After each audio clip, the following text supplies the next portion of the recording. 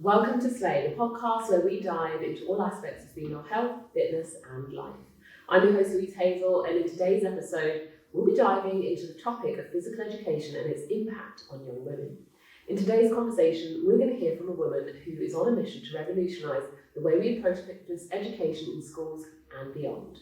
We're going to explore how our schools have an important role to play in our exposure to daily physical activity and how they've helped and hindered our relationship with sport, physical activity and our bodies. As a PE teacher, she understands firsthand the power of movement and strength training to build confidence, resilience and self-esteem in young women. And she's dedicated to sharing this knowledge with educators, parents and students alike. So, whether you're a teacher and looking to incorporate more strength training into your curriculum, a parent seeking to empower your daughter through fitness, or someone simply passionate about promoting health and wellness for young women, this episode is for you. Get ready to be inspired and equipped with practical tips and strategies for empowering the next generation of strong, confident women. Joining us today is PE teacher, strength coach and founder of the Pretty Little Lifters, it's Tiffany Ragozzino. Hey Tiff! Hey, how are you? I'm great. You killed that intro. Thank you. I feel that was that made my day. Anytime. I always say it's always nice to just hear a little something about I love that. Oh, thank you so much for joining us and taking the time out of your day. Of course. Tiffany, I'm going to dive straight in. Let's do it. Let's talk about the state of inactivity, physical inactivity in the US amongst children. So I was literally just reading earlier online that the CDC reported that 24% of 6 to 17-year-olds get the average guidelines of 60 minutes of physical activity per day. Are you surprised by that number? I am not surprised, especially with just our tech-based society that we have now. I think back to when I was a kid and I would be riding a bike in the neighborhood and doing all of these things. And I think we just live in a different time where parents are scared to let their kids go out and play. And maybe even I don't know if there's less kids with or neighborhoods with a lot of kids, and maybe there's not a lot of, play friends and things like that. Also just I think about even just sometimes walking around campus, and especially once they get to middle school, high school, they're on their phones and, I'll see a circle full of kids and instead of talking or playing, they're just all with their necks like this, totally just disengaged, and it's a different time. Wow.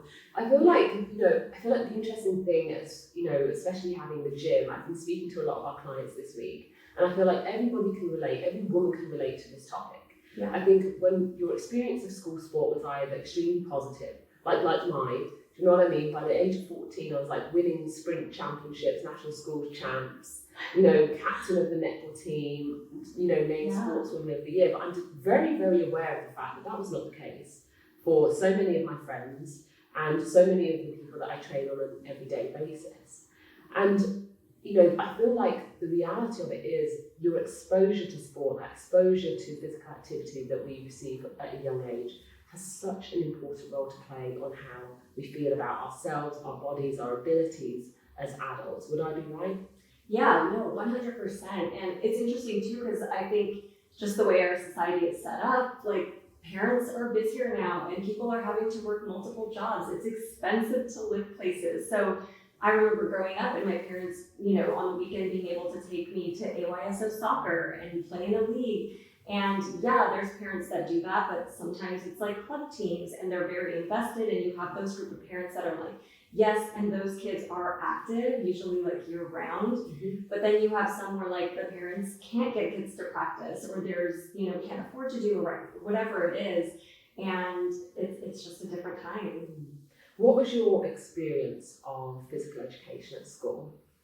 So, it's funny because when I think back on it, I actually had some pretty awesome female PE teachers, and most of them were female PE teachers. When I was in grade school and middle school, and then when I got to high school, I had an amazing female PE teacher. So I don't think I really noticed it until I became a PE teacher, where I was oh my gosh, I have these examples of amazing women who were into sports and teaching PE and teaching fitness. And I think that was really powerful for me to see women in that role. And what made you want to go into fitness education as opposed to fitness? So I actually started out into teaching, and I was not into fitness yet. I think it was my first year of teaching. I really got into like kettlebell training, but I was already a teacher, and I was teaching elementary school. I was not teaching PE. Well, I was teaching it because we didn't have a PE teacher at some of the schools that I worked at, so I would take it on because I enjoyed it, and I was doing fitness on my own. So I made that a part of my curriculum, and not everyone did, because you either don't feel comfortable sometimes as a teacher if you haven't been properly trained, or it's not a part of your lifestyle. So to you, it's not a priority. I'd rather do science. I'd rather do math. I'd rather do art, whatever it is. So I started doing a lot of stuff on my own and coaching outside of school. So like I would work and then I would go coach at a gym. And it was so fun. And then the reason I kind of got into PE was I was seeing a disconnect. I was working with adults who didn't know how to properly squat. They didn't know 8 movement patterns. They didn't know, like, there was just so many gaps. And I'm like, wait a minute. And then I started working backwards and thinking about, well, when would they have been taught? Like, when would they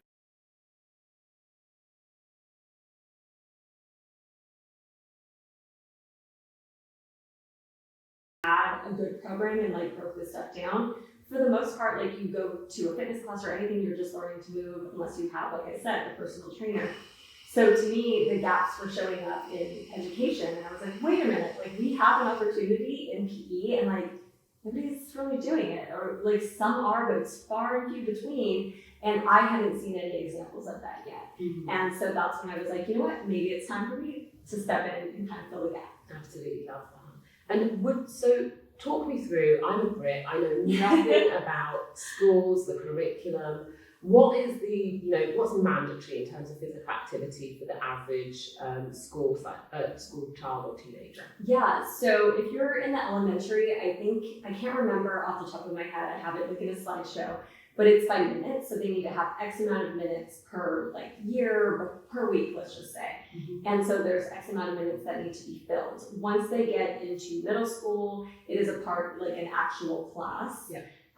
So it's built into their schedule, and they do it 6th, 7th, and 8th grade. Once they get to high school, it drops off, and they have to do 2 years. Exactly. I'm like, this is when they need it the most, because this is when they're the least active, is when they get to high school. Because you're either doing a sports path, we have some dancers, or like you already found your thing or you're doing that, or it's just your PE class, and then once they finish with their PE class, it's either they keep doing their own fitness or they don't. And unfortunately, most of the times they don't. But once you get to high school here, at least here in California, they take PE 9th grade, and then they're required to do 1 more year after that. So it'll be 2 years total in high school.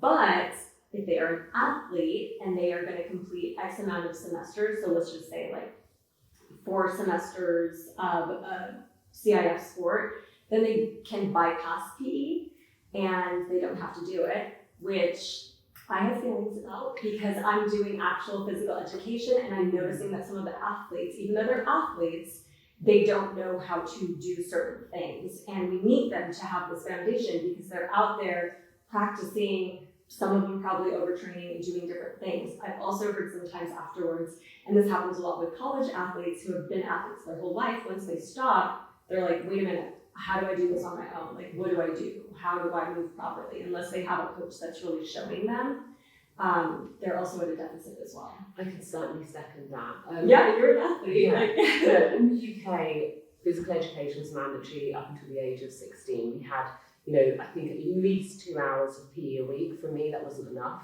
Yeah. I was doing like 5 days of sport a week. So I was literally doing hockey, rounders. These are going to be your sports. I was like, what are these? Exactly. Everything on the menu. I was doing something every day of the week, even rugby once. And so the reality of like my day was I would do the 2 hours of PE, then I would do the after school clubs as well. And so, the idea that there's a point at high school at which it's not mandatory anymore and you can just kind of opt out.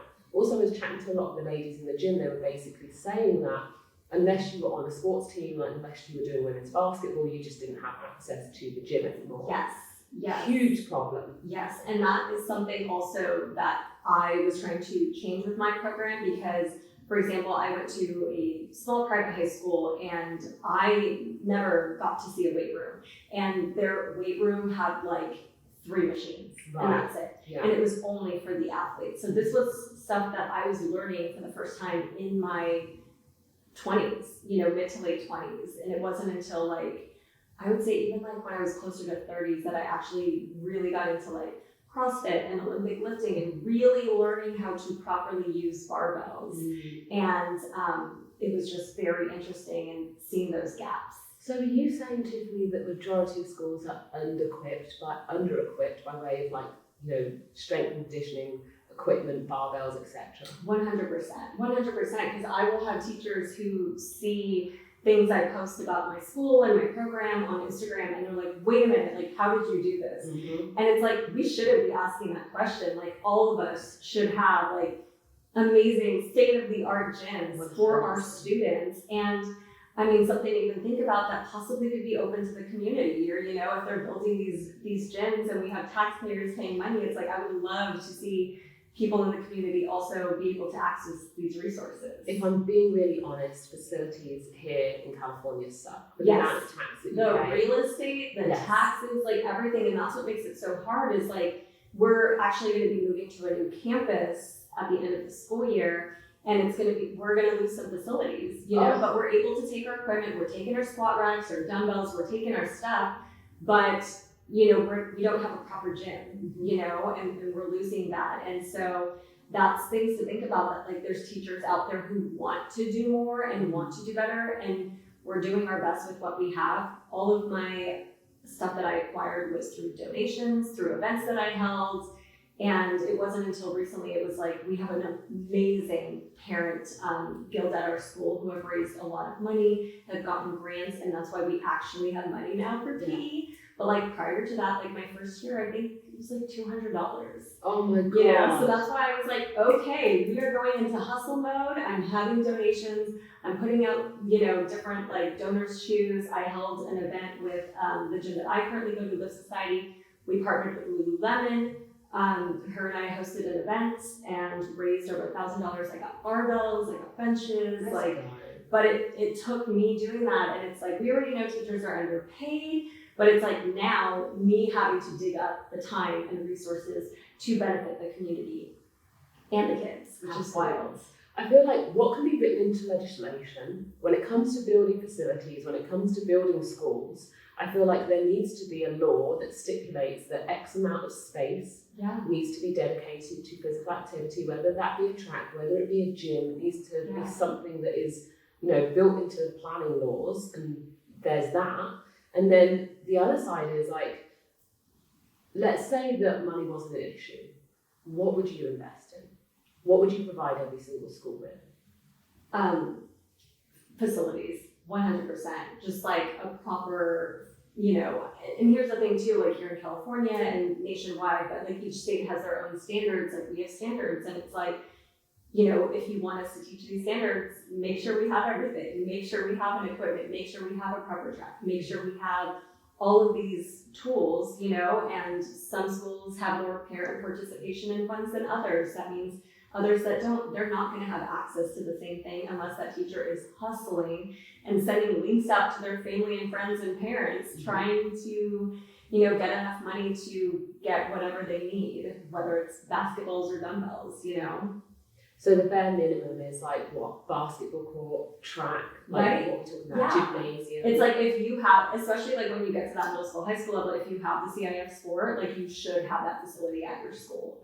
100%. Like we're moving to a school that doesn't have CIF regulations for the facilities, and it's unfortunate, but we're excited to have our own campus, but it's like, it's a lot of work on the people to try to make that happen, I want to touch back on the point you mentioned about athletes being able to opt out of physical activity, which I do not subscribe to whatsoever. I was saying, rather than just having a little brag there about all the school sports that I did after school, what that enabled me to do as a heptathlete was to delay the specificity of my chosen sport, which is by and large one of the things that enabled me to make it to the Olympic Games. The fact that I was doing rounders, football, a variety of sports, only made me a better athlete. Yeah. It exposed me to multiple different movement patterns, different ways to use my body, different ways to create strength, power, speed, agility. Yes. So when it came to hurdling or it came to high jumping, I was already equipped with so many movement patterns. It was literally like, just pick one.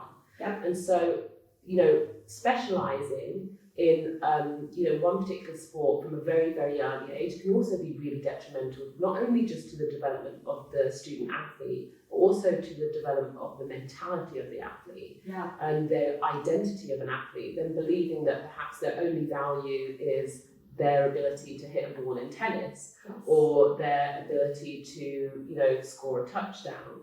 And so, I'm definitely with you when it comes to allowing kids to simply play. Yeah. Simply play sports and not have to constantly perform sports. 100%. And you nailed it. Like that ability that you took to be able to try different sports, you were gaining so many skills and you had so many movement patterns that were developed in your toolbox. Whereas, and that's why we're seeing injuries for kids. Like sometimes I am so surprised, like when I started teaching like middle school, high school compared to elementary school, all these injuries, it was wild. I was like, excuse me, what is happening? Like you are so young to be having this happening. And it's a lot of overtraining. It's a lot of, like you said, it's one, pattern maybe that they're doing over and over, where it's kicking, running, and not having all these other skills developed. Yeah. And the conditioning. And the conditioning. And to be honest, depending on the type of sport that they're doing, some of them are not getting enough of the preconditioning that they need to be able to do that sport. And they're just jumping into that sport without any, like, what are you doing in the off season? And I do like what you said about allowing kids to just play and try all these different sports, because at the end of the day, that's what's going to make them the best athlete. I don't do just one type of training. I am hitting all types of training for my students and myself, because I want to be able to like go hiking in Maui, or to get on a surfboard, or to do this, or to do that, or to go run if I want. I want to be able to do it all. I noticed on your Instagram you were at Pilates this week. Yeah. I was literally on a day in the life. It was extremely active, and you managed to get your nails done. Yes, I did. I love that. So we're talking about strength training in particular, which you've been really a huge proponent of. Now, are there any risks, and have you had any pushback from parents with regards to, are people saying, no, it's 10 years old is too young to expose children to weights? I'm sure that there have been some people out there that are like scared, put off. What has the pushback, or if anything? Yeah, I will say I am so lucky, because at my school site, zero pushback. Wow. These parents are excited. Right. And I think it's because I'm excited about it. I'm passionate about it, and they trust me. And they're like, wait a minute. And some of them have found me on Instagram, so they see like what I'm doing, and they know like you're an expert, you know what you're doing, like we trust you.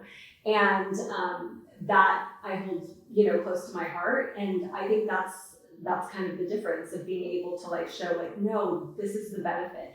If anything, it's sometimes people, and not often, but sometimes maybe they'll find me on social media and they'll see me posting it, and they're like, oh my gosh, that's so dangerous. They should, and it's because they don't know, they don't do it themselves. They're not in the research. They're not taking classes on youth, sports and mobility and strength and all that stuff. So it's that they don't know any better. So that's where it kind of comes from. It's so sad. I feel like it's so counterproductive to what we're trying to achieve, which is healthier minds and bodies for young women. And this idea, we have to get out of this mentality that we're so fragile. Yes. Because 100%. that inevitably is the thing that keeps us in this place of inertia.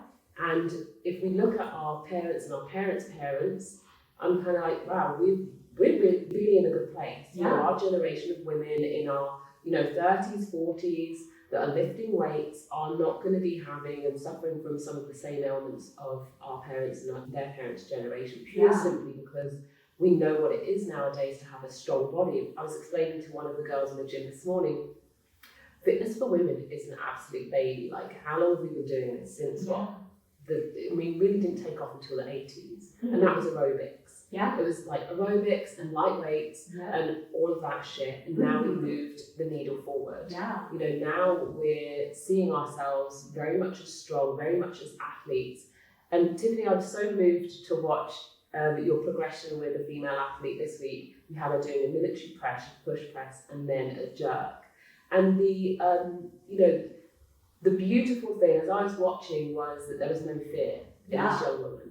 Like that she was, you know, giving it a go. And so the thing that you said about trust, putting her trust in you that she's going to be safe underneath that barbell as she thrusts it over her head, nails that split stance position. Like I was just like, oh, poetry, so good. It's such a beautiful thing because, you know, you coach women too, and it's like, it's amazing getting women out of their comfort zone. But now even getting to do it with teens is like another level because I know none of us really had that. None of us had that. Mm-hmm. So being able to instill, and that's one of the things when I start my classes every year, we talk about the benefits of strength training and not just physical benefits. We talk about all the other amazing benefits. And one of them that I tell them is you will do hard things in here and it's going to translate outside of this classroom. When you're out doing something with your family, when you're helping a neighbor, when you're taking a really hard exam and you know you've done really hard things before, like you got this, you know? So it's amazing to be able to instill that. And I have seen like some of these kids I've been teaching since they were 7th graders and now they're 12th graders. What's been the change in them? Oh, you could see it. Just like the confidence, even as they move around the gym, is so cool. Like the way they used to pick up a barbell, like, you know, a little maybe timid, and now it's like they know what to do, they set it up, they know how to take things off. Like if somebody new comes, like, oh, let me show you. And they're teaching each other, they're supporting each other, they're clapping for each other. It's like the most beautiful, like, weightlifting sisterhood. Like, was there a moment where you were like, this is it? Like where you knew that you had a very profound impact on someone? Yeah, I think it was when I started getting cards and messages from students who maybe finished having me as a teacher, like maybe they completed their 2 years or they graduated, and I would get a message saying, hey, like I, you know, got one recently and a student was like, hey, I went to my college gym and I did some of the stuff that you showed us how to do, and my friends didn't know how to do it, so I taught them, so thank you. And I was like, excuse me? Like, excuse me? Are we spreading the knowledge? Like, yes, this is exactly what I wanted them to do, is to like, I'm teaching you, you learn, and now you go spread it. I love it. There's a really great organisation that I was working with in London called Each One Teach One. Oh, I love that. And it's that idea that there's this kind of fountain effect where everything just eventually trickles 100%. down. I love that. Now, one of the big mottos here in Slade Gym, and one of the things we pride ourselves on, and in this space, is the ability to shift the focus from what our bodies look like to what our bodies can do. Now, how important has that been in the gym for the young women that you've been in contact with? Well, that's also like what we do with the Pretty Little Lifters, like, and that is part of my message because I spent, you know, I'm a millennial. I remember in the early 2000s, like everything was focused on my body. And then when I started doing CrossFit and learning Olympic lifting, I was like, okay, that can go in the back burner. I want to see what my body can do and what it's capable of. And that's what just fueled like most of my content and just like moving forward with the way I thought about fitness.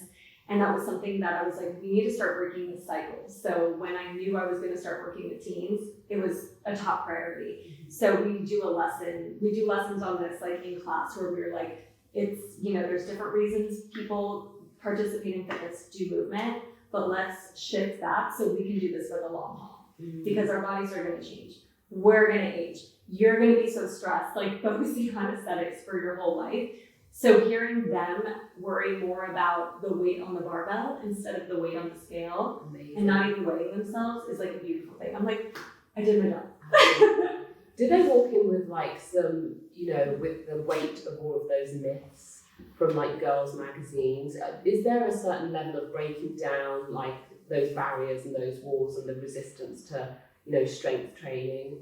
or do they come kind of open and ready to rumble? Yeah, I would say for the most part they come open, but some of them come with maybe some myths that parents have put on them. Let's talk about Yes, that, shall we? and that's the part where I'm like, okay, we gotta get to the parents. So I did start doing like through our school, we send out like a weekly newsletter to all the parents.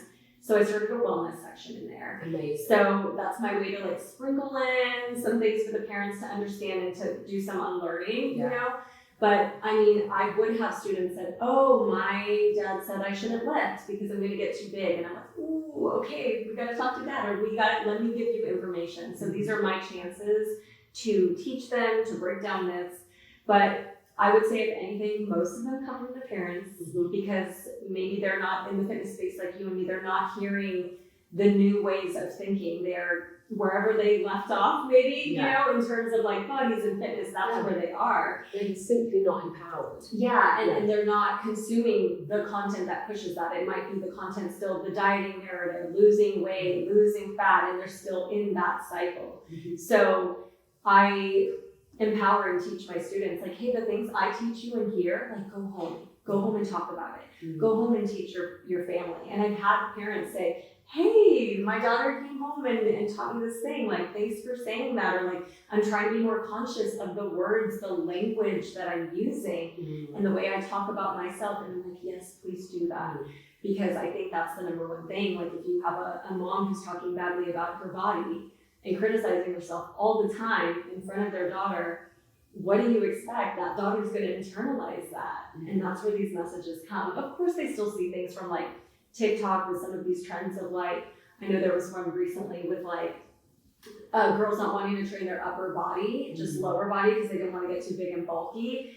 And like, my students know enough now where they're like, stop, you know? And it's like, okay. And there are times where I'm like, let's talk about it. Let's unpack this. So I use it as a teaching moment because they do trust me enough where they'll be like, hey, I saw this thing, like this dietitian said this thing, like, do you agree with it or not? What are your thoughts? And those are teachable moments for me, and we'll just unpack it and have a discussion, and Wow, I think you should come and teach us. Big question.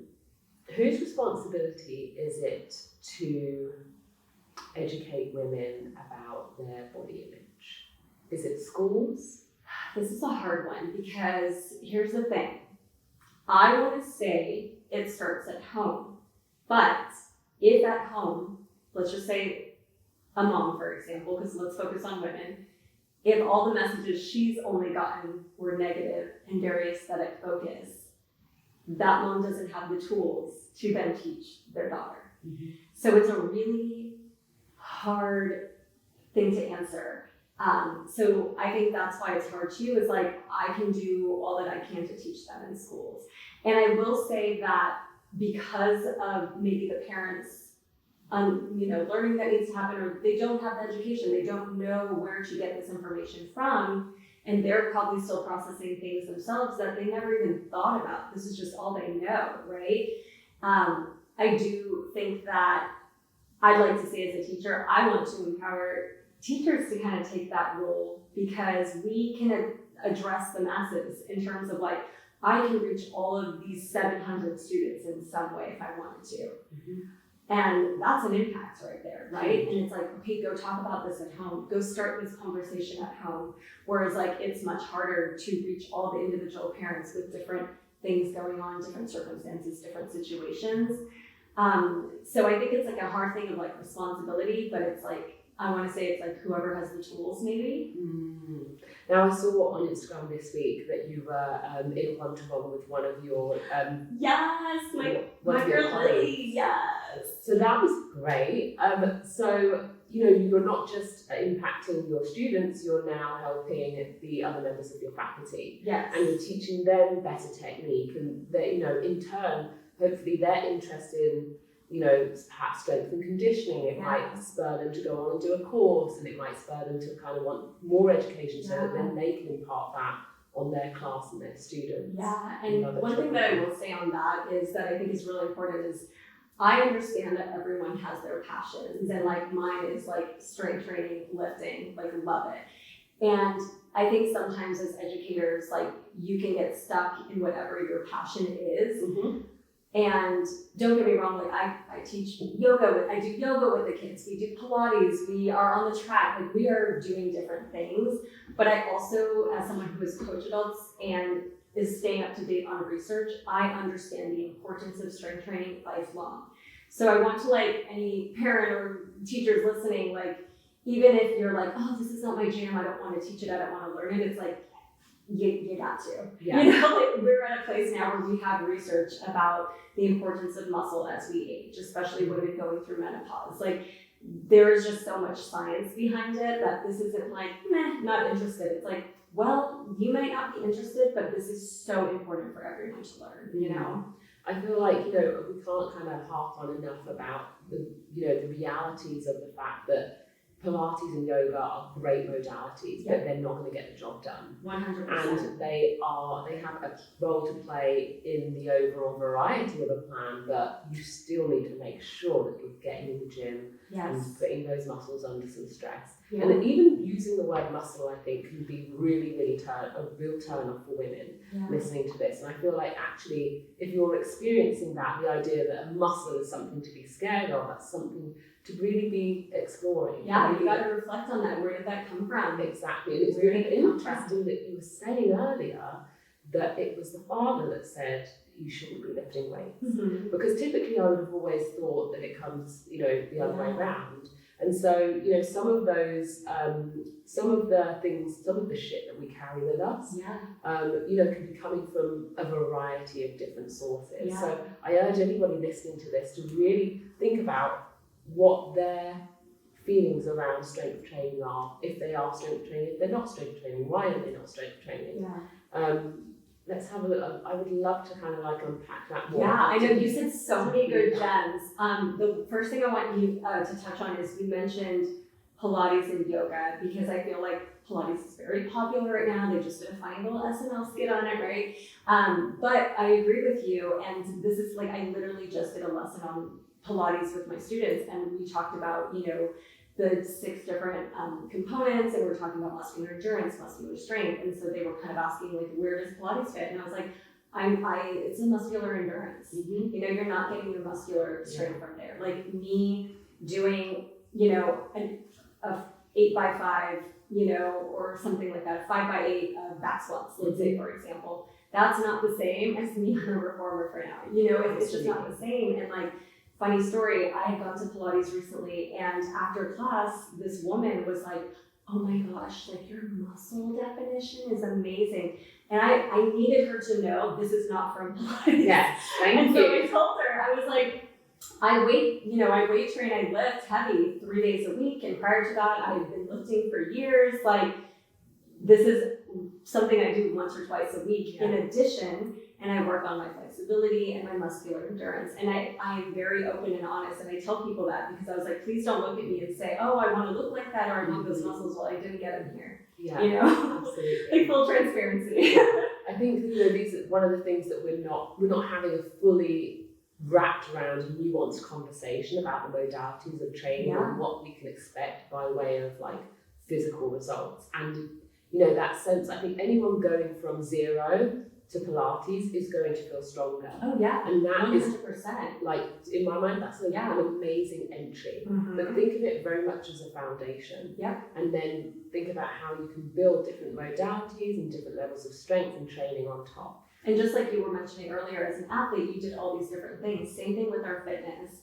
Like me just running all the time isn't going to cover the areas of fitness that is best for my body. Mm.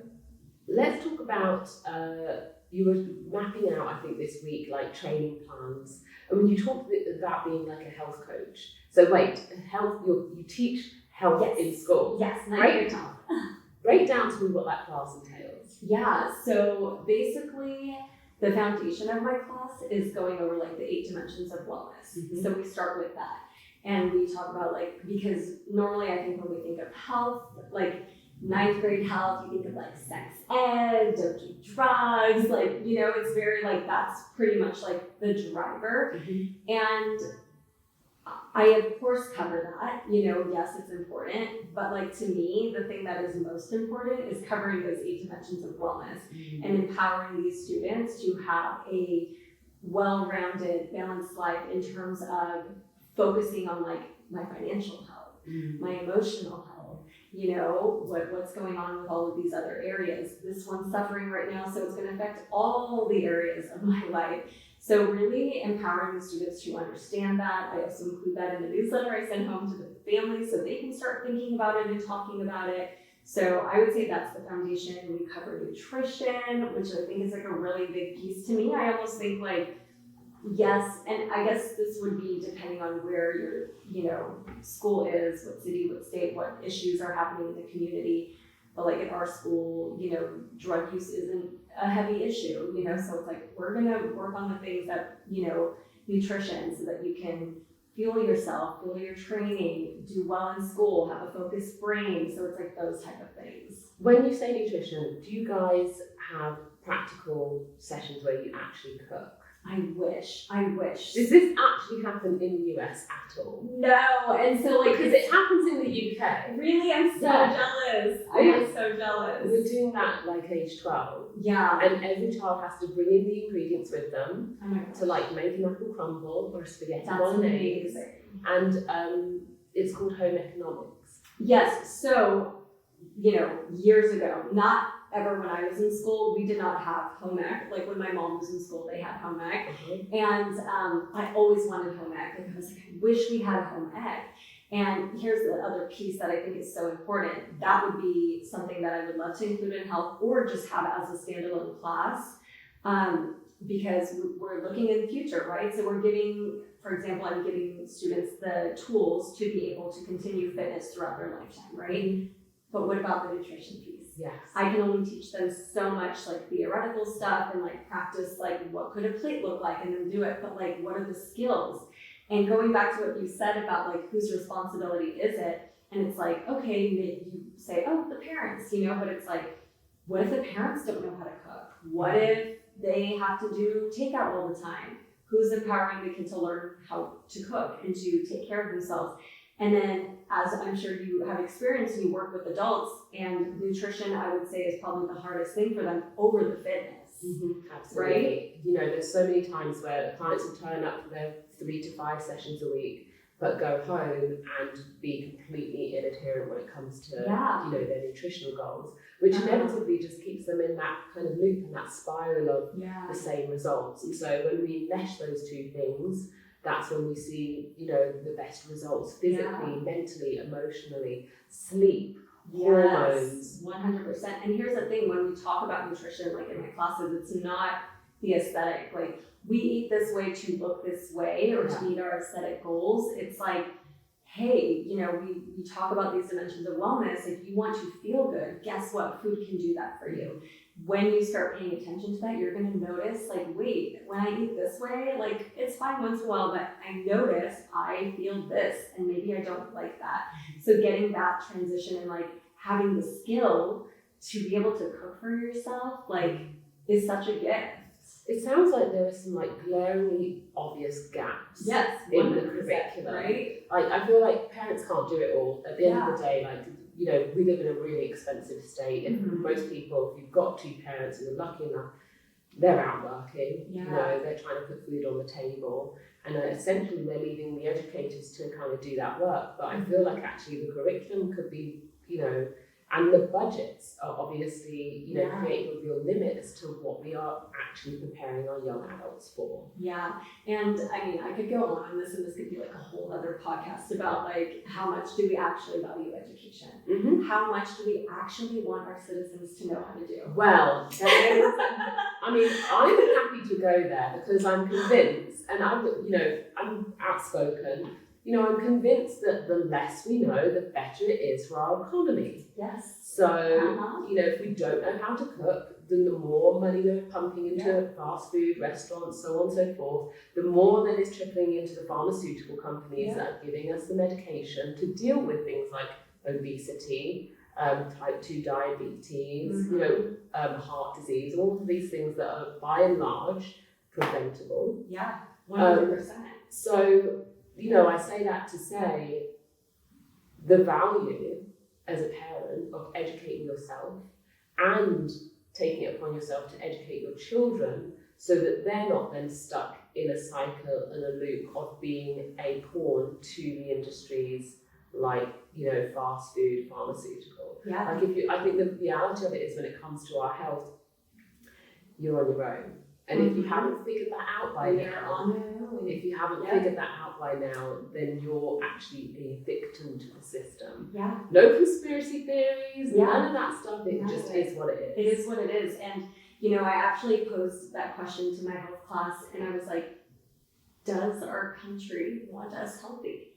And that was our response. And it was kind of a no. They see it too. The teenagers see it too. Because they know, they can tell where money is being put, what's not being cared about, what's being pumped up, what's put on the back burner. Like, they're smart and they can see it. And as an educator, I can see it. I can see that money isn't going to education. I can see it's going elsewhere. And that's the most disheartening thing that I think a lot of teachers can talk about. Is just like, man, when you see what could be possible, but then you start working backwards, just like I said, I'm like, oh, do they really want us to? No, I don't think they do. And another thing we talk about in health class is like, most healthy people are the ones with resources. Yes. And it's kind of meant to be that way. Unfortunately, I don't like it. I want everyone to have access to those resources, but that's kind of the way it is. The more educated you are, you have access to more, you know who to follow, you know who to listen to, you know what podcast to check out, and that's kind of how it works. This is the 2022 United States report card on physical activity. Basically, the US have basically scored themselves on overall physical activity. They scored themselves a D. Active transportation, i.e. people walking or driving to school, a D. Organised sport participation, a C. Active play, just 10% of 6 to 12-year-olds are spending time outdoors. For the reasons that you said, safety, and also, the fact that we live in this technological society. And then sedentary behaviours. But it also goes on, to talk about the disparity when it comes to race and just, overall demographics. So Black and Latina, Hispanic populations are typically, we're seeing higher rates of physical inactivity and also a socioeconomic disparity. 100%. Our school is really diverse, and I've worked at a lot of different schools all over Los Angeles, and I'm Latina, and one of the things I noticed is I literally, like, depending on where it was, I'm like, I knew the health. Like, I knew what was going on, and you could see the difference of a more affluent school and kids coming with like these cute little boxes with like all their fruits and this and cheese and meats and da-da-da-da. And then the other kids coming with like a hot bag of Cheetos at another school. Yeah. Like you see it, and it's disheartening. I think, what can we be doing to expose the demographics that are not getting the exposure? What can we be doing to make sure that they're covered too? That everyone from the top right down to the very bottom, that nobody is really left behind when it comes to physical activity and when it comes to nutrition. Yeah, it's hard because money is involved. But what I will say is I think like empowering, teachers who work in those communities to do a lot of outreach and community stuff, like sharing this information, like I'm putting it in the newsletter and like doing that for their families, and maybe they have to get it translated to Spanish, just whatever they got to do to like disseminate this information.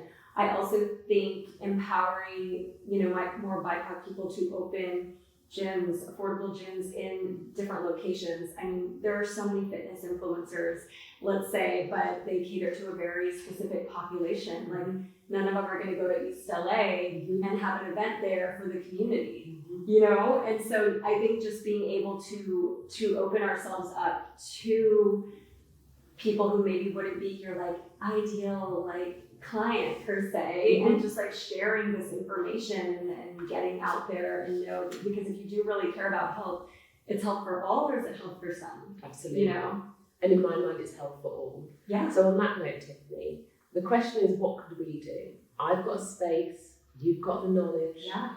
could we open up this space to like some teachers that we can bring in? Totally.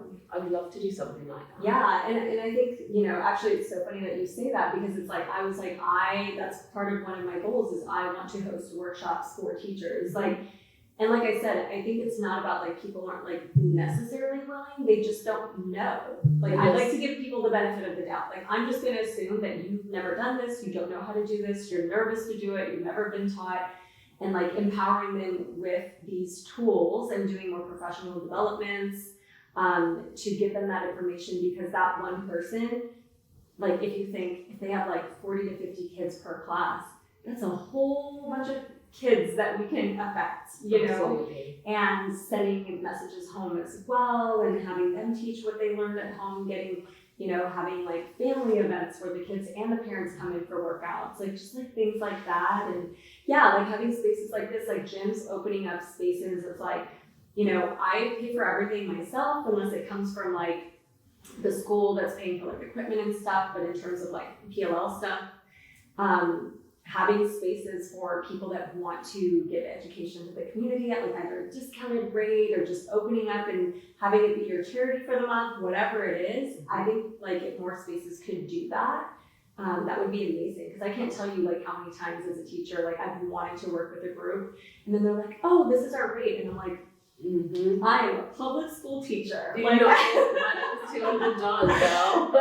Year one, I had a $200 budget. I asked somebody who's a popular influencer right now. I was like, hey, that'd be so cool if you could come and talk. And believe me, I respect people's times. I get it. If your book is busy, I don't care. But it was like $1,000. I was like, and thank you very much. No, I don't care. The whole point, the fact of the matter is, if you are an influencer, if you're a person, you know what I mean, of influence, then you don't have to do every event. Yeah. But you must pick one and you must pay it forward. Yeah. Like, I wholeheartedly believe that. And with that, I pledge to you whatever support you need. I can't guarantee all the support, but I pledge to you the support you need. And I'll help you with whatever you need to raise for, whatever. Like, know that you have an ally in myself and also our patrons at Slay. Okay, Tiff, we're going to finish with a quick fire game called Distinction or Detention. So distinction being, this is an A grade, like we want more of this, more of this. Detention means less of this. Does that make sense? Okay, let's do it. Okay, or what do we feel about this particular thing? So don't overthink it. Okay. Where do you think we're currently at with each of these topics? There are 10. Okay. School dinners. Ooh, detention. Ooh. Yuck. My school dinners are really good, I'm not going to lie. The school curriculum. Ooh, that's a tough one. I'm gonna think of my own, and I'm gonna say distinction. Good. Self-image. Detention. We're getting there, but we still got a ways to We've go. got work to do. School budgets. Detention. Set Like down for it. multiple years in detention. School facilities. Detention. School sports. Let's say distinction, right? Nice. We got a lot of participation. Bullying. I'm gonna say distinction. It's getting better, I think. What have you noticed change-wise? I think there's been a lot more like SEL work, social emotional learning, and I think by adding that component, like we created a wellness room. I know other schools have done that too, and I think just different things like that, and just bringing attention to like self-awareness and different things are like little things, tools that are helping. I love that. 2 more. Body image support. Detention. I'm still seeing crazy comments on social media and people's like posts. I'm just like, this is wild. Yeah. Gosh. Mental health. Distinction. I think we're headed in a good place. That's great. Yeah, I think we are. Social media. Ooh, that's a tough one. I'm gonna say, ooh, that is really tough. Because I feel like the stuff I consume is distinction. And then sometimes I'll end up in places where I'm like, detention. Detention, like, yeah. Got you. Distension. Yes. Excellent.